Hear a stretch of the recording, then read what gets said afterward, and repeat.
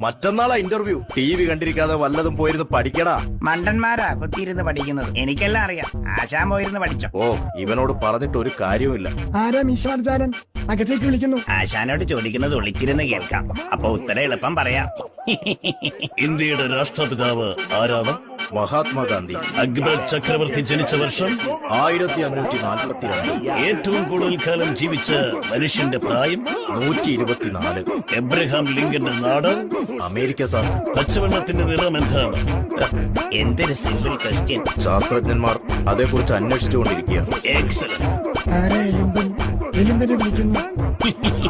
എന്താ താങ്കളുടെ പേര്? മഹാത്മാഗാന്ധി. താങ്കൾ ജനിച്ച വർഷം 1542. അപ്പോൾ താങ്കളുടെ പ്രായം? 124 വയസ്സ്. തന്റെ വീട് എവിടാ?